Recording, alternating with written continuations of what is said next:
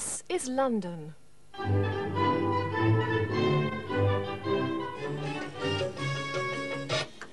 16h sur BBC Afrique. Bonjour. Bosnie, la Russie va aider l'ONU à mettre fin au siège de la تفاصيل wadahadalladaasi waxa ay noqonayaan isla markaasi koox ka socotay hay'adda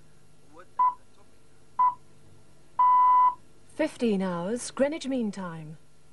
BBC World Service. The news read by Murray Holgate.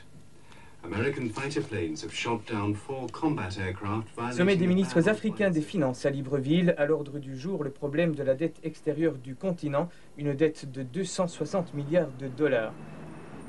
This is Bush House in London, headquarters of the BBC World Service. From this building, the BBC broadcasts radio programmes to the whole world. The World Service used to be called the Empire Service. When it started in 1932, it broadcast only in English and provided news and information to people in the British colonies. This is a recording of the very first broadcast. This is London calling. Before beginning our first programme, Mr. J.H. Whitley, the chairman, and Sir John Reith, the Director General of the BBC, are going to speak to you. The announcers used formal English and used to speak very slowly and clearly. After 6 o'clock, they used to change into dinner jackets to read the news. In the 1930s, Hitler and Mussolini started broadcasting propaganda to the Middle East. So, in 1938, the World Service also started broadcasting to the Middle East in Arabic to counteract the influence of the fascist propaganda. Very soon, the BBC was broadcasting to all the countries occupied by the Nazis. During the Second World War, the BBC reported British defeats as well as British victories, and so it got a reputation for honesty and accuracy. After the war, the BBC continued its foreign language broadcasts, and to this day broadcasts the news in 39 languages. wasiirada lacagta ee Afrika ayaa lagu wadaa in ay ku kulmaan caasimadda Gabon Libreville maanta si ay uga wada hadlaan. This is a live news broadcast to Somalia. Over 40% of the population listen to these broadcasts every day because they cannot get accurate news and information in their own country. warqad kale oo tacsiyaha waxay naga soo gaartay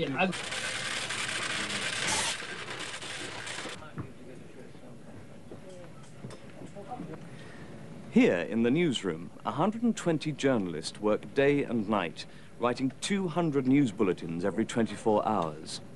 Every news story is checked at least twice before it is broadcast. The BBC will not broadcast a story until it is sure that it is true.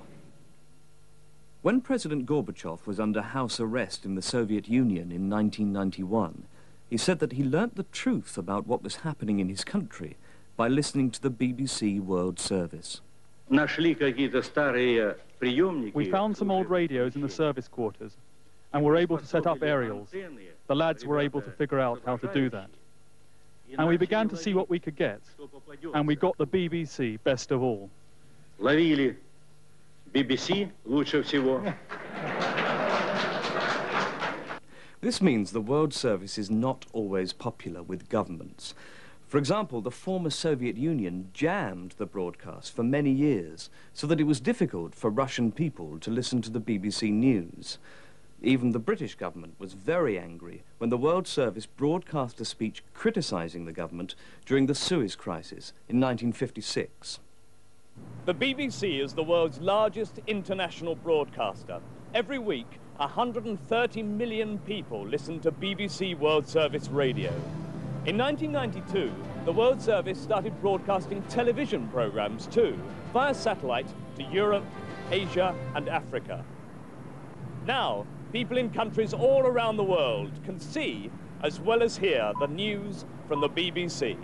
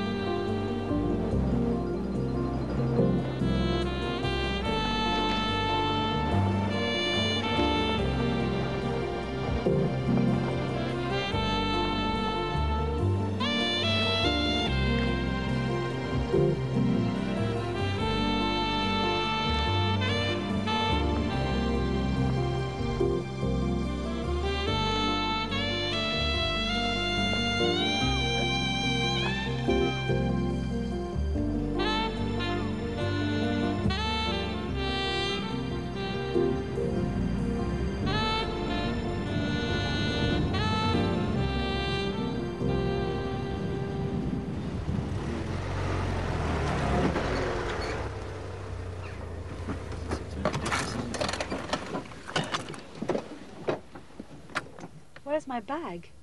When did you last see it? It's got everything in it.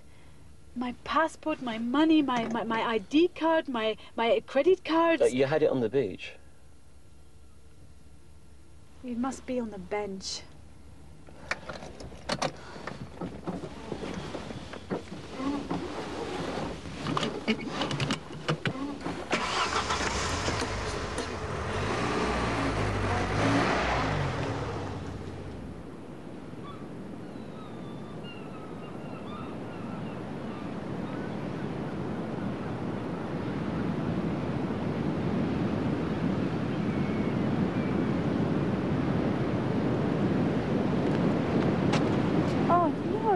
It's not here. What am I going to do? We'll have to report it to the police.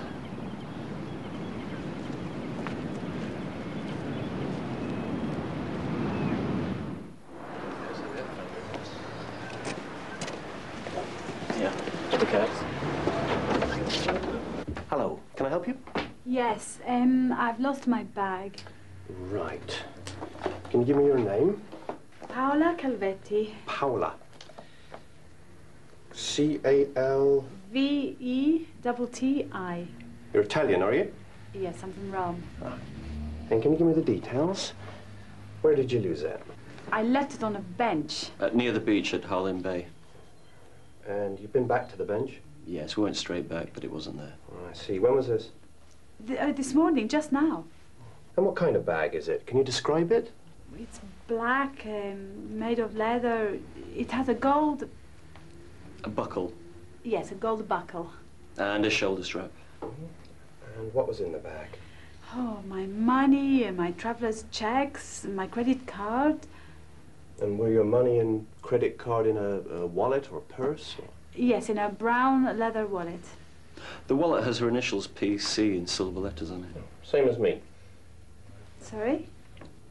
The PC stands for a police constable. I'm PC Wilson. Oh. How much money was in the wallet? About 30 or 40 pounds and 200 pounds in traveller's checks. And what credit card did you have? Visa. Well, you should contact Visa and put a stop on the credit card. Contact the bank that issued the traveller's checks to and let them know what's happened. Right, what else was in the bag? My passport. I have to go back to Italy in a few days. What happens if I can't find it? No, don't worry. You must telephone the Italian consulate in London immediately, and they'll give you a temporary passport. I don't have their number. We can get it from directory inquiries. Can you give me an address in England where we can contact you? The old Custom House Hotel.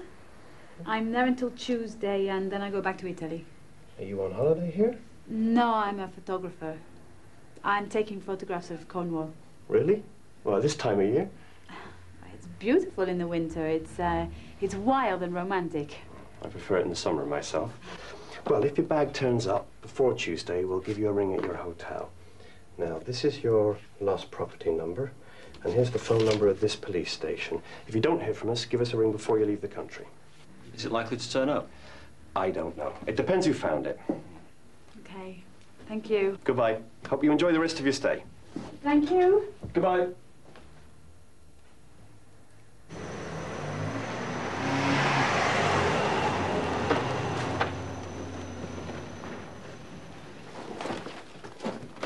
Yes, sir. Can I help you? Yeah, I found this bag on a bench at Harlem Bay.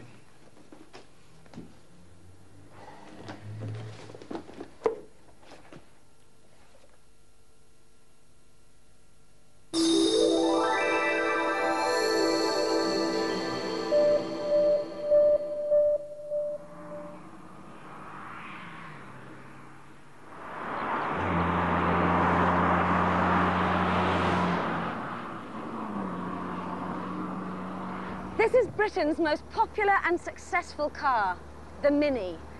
Over 5 million have been made. This is one of the latest models.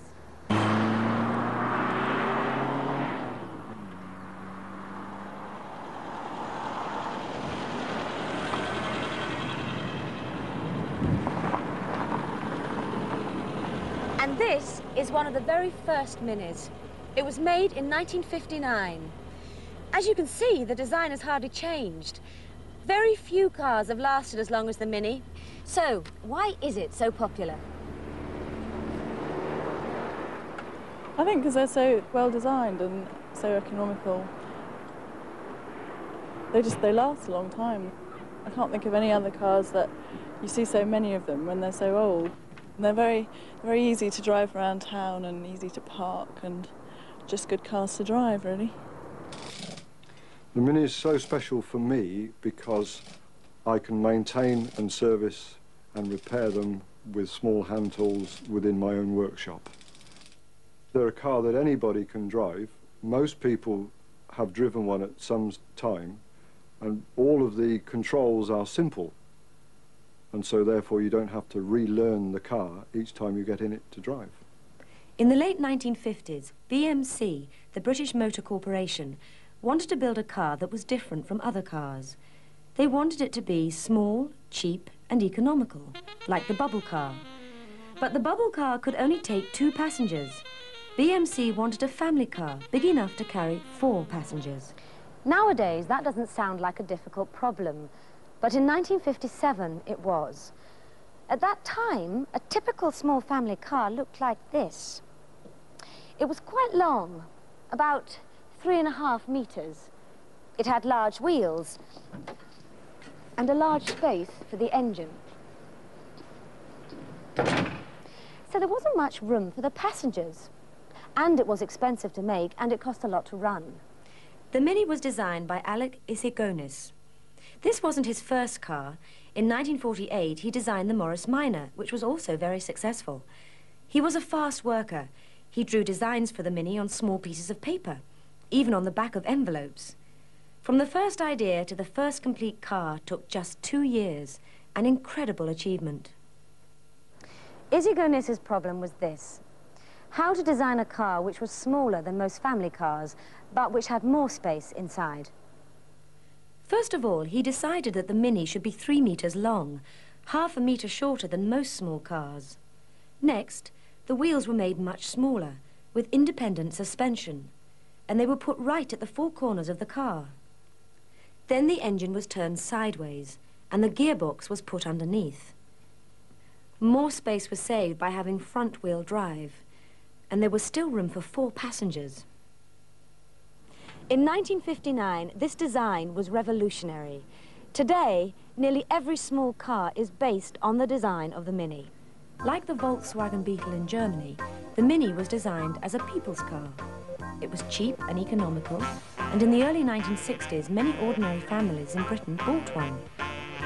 Everybody was very surprised then when the Mini became a very fashionable car. Many famous people drove them. Film stars, pop stars, politicians, royalty. Even Enzo Ferrari, the famous Italian sports car designer, owned one. How many Minis have you got? I've got 2 Minis, but only one of them goes. I think at the last count, 14. Do you repair them yourself? Well, I have tried, but no, I get somebody to do it for me usually. What's the fastest you've ever driven a Mini? The fastest I've been in this particular one is about 125 miles an hour. What's the largest number of people you've ever got into a Mini? Oh, not very many, only about 5 or 6. There were 4 of us actually in the front seat, and I think there were 5 in the back seat, and 1 was sitting in the boot with the boot lid laying down. By the mid-1960s, the Mini was both a popular family car and a fashion accessory for the rich. But something even more surprising was happening. The Mini was becoming a very successful high-performance car. The unique design, especially the position of the wheels with their independent suspension, and the car's low centre of gravity meant that Minis were very fast, especially when going around corners. Minis took part in all the major European rallies from 1960. There were a lot of bigger, faster cars in these races, such as the Porsche 911 and the Citroën DS, but on narrow, winding roads, nothing could beat the Mini. These 3 Minis won the Monte Carlo Rally in 1964, 1965 and 1967. Is there anything you don't like about the Mini? I can honestly say no. They're not very good when it's damp. If it rains, they're a bit tricky to start. Is there any other car that you'd prefer to have? only something like a Porsche, but realistically, not really. And would you swap your Mini for another car? Oh, no, I don't think so. The Mini is not the most elegant car. It's not the fastest car or the most comfortable either. But it's got plenty of character. It's fun to drive, and although it's over 30 years old, it still looks good. And of course, it's easy to park.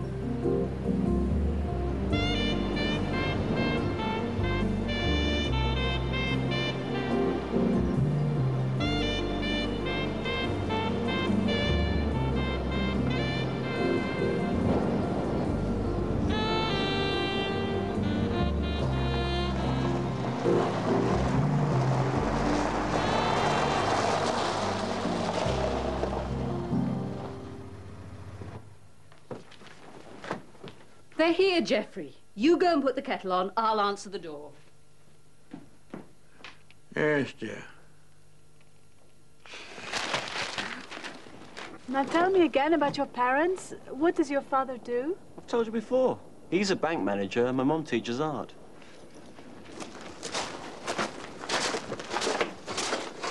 Hello. Hello, Mum. This is Paola. It's lovely to meet you. We've heard so much about you. I'm very pleased to meet you, Mrs. Evans. Please call me Janet. Come in, come in.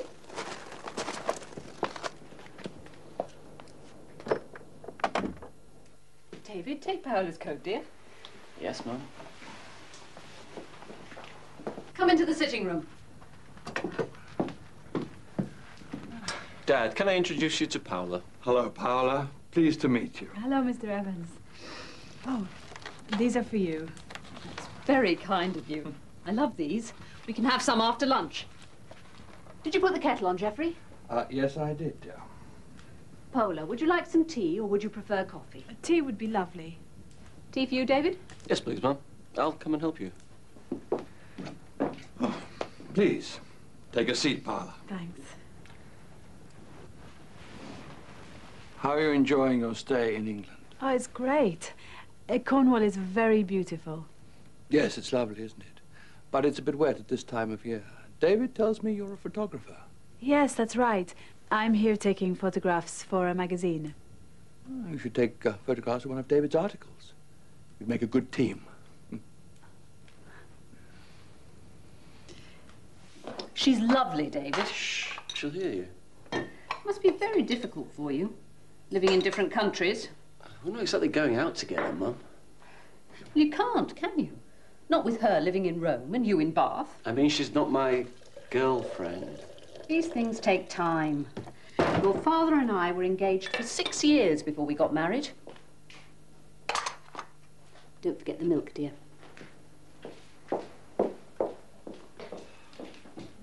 And you live in Rome, don't you, Paola? Yes, that's right. Yes, Janet and I went there on our honeymoon. That was a long time ago. 30 years ago in May.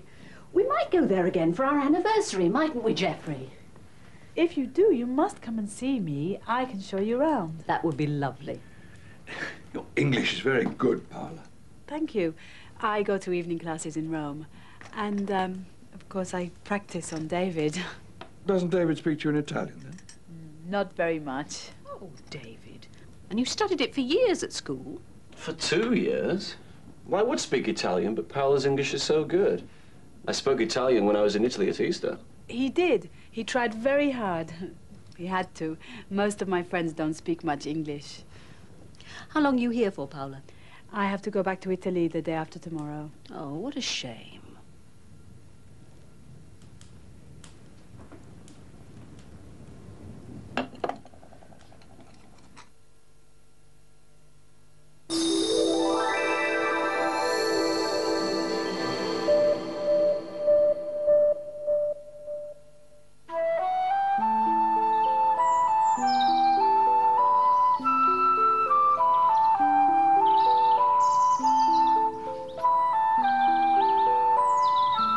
In the heart of the English countryside, you feel that life hasn't changed for centuries. Here it is quiet and peaceful. People can escape from the cities and their crowds, pollution and noise. This is King's Sutton, a village in Northamptonshire, about 40 miles from the huge industrial city of Birmingham.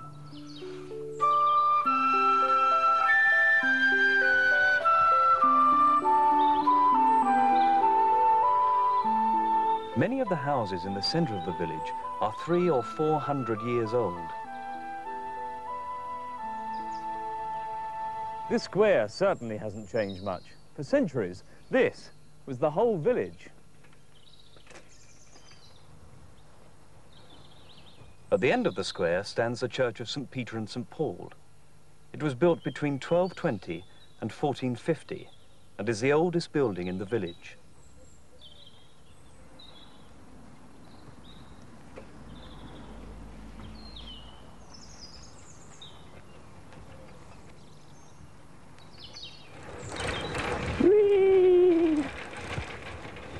But life here has changed a lot, and most of the changes have happened during this century. King's Sutton used to be a farming community. At the beginning of this century, about 1,000 people lived in the village, and most of them worked on farms in the area. But nowadays, machinery does the work of horses and men, and only 7% of the population work in agriculture.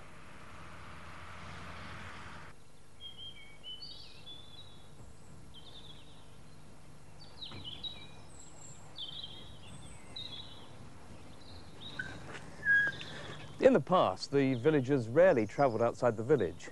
They could buy almost everything they needed at the local shops.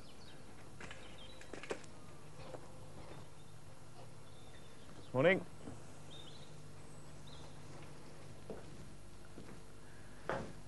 This was the village bakery. The baker used to make bread for the whole village, but I don't think any bread has been made here recently. Grown up. Elsie Merry was born in the village and has lived here all her life. Her father was the village baker. Elsie, when did your father open the bakery? He came to the bakery in 1915. It's always been a bakery from 1802, but he came in 1915 during the First World War. Was it hard work baking bread?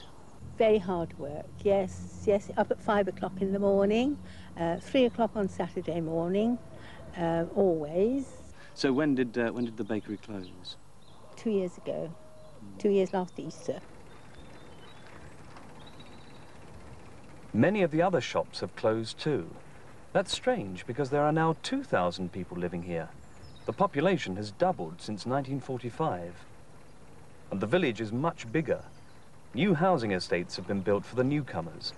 But not many of the people who live in these houses work in the village.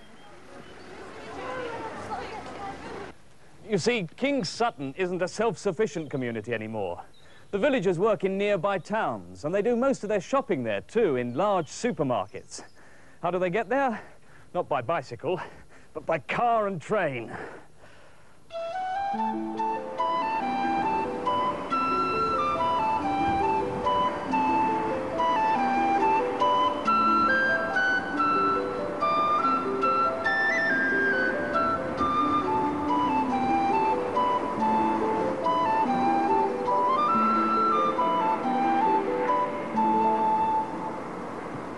Why do you like living in King's Sutton? It's friendly, it has good facilities, good communication. It's just a good community.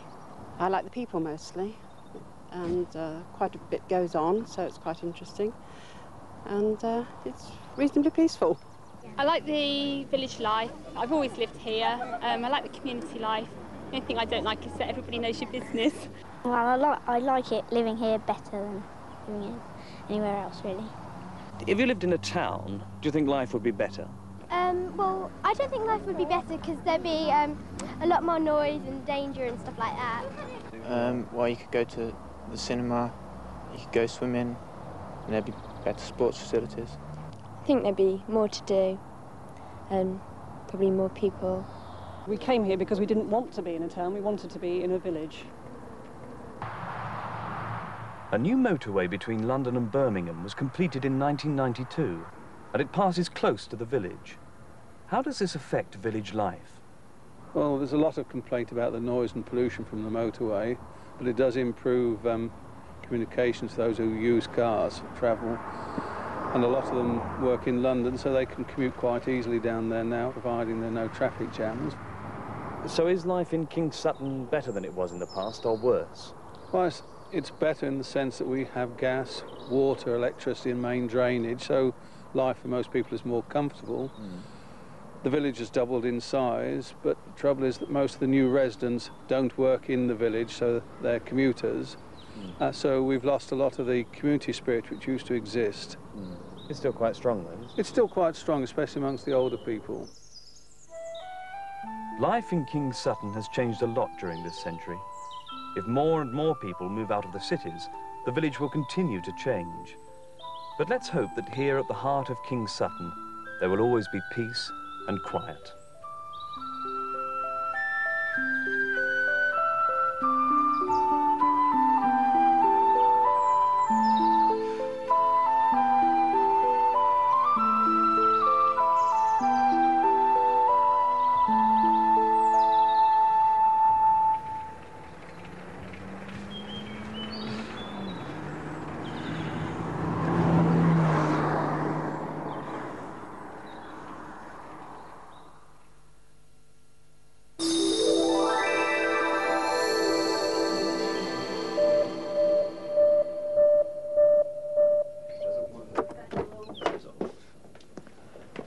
Thank you for lunch. You're welcome, dear. And thank you for the chocolate. I hope we see you again soon, Paula. Yes, I hope so. And remember, you're welcome any time. Thank you. If you come to Rome, you must let me know. David has my address. Thank you, dear.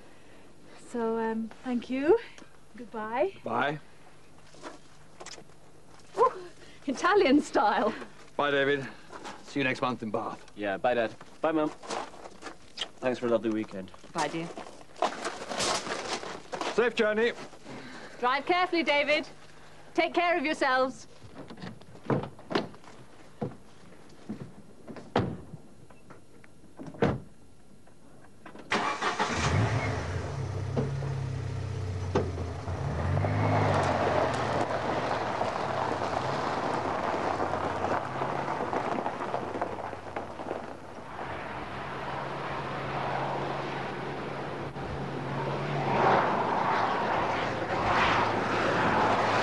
Your mum and dad are really nice, David.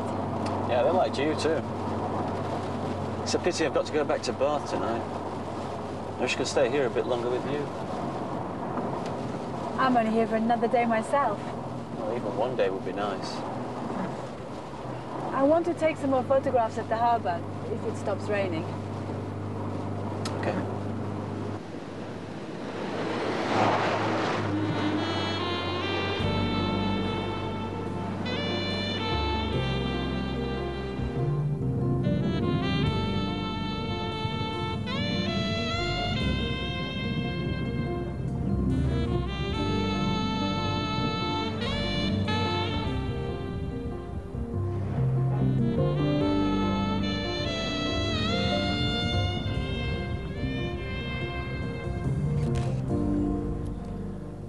I've really missed you, Paola.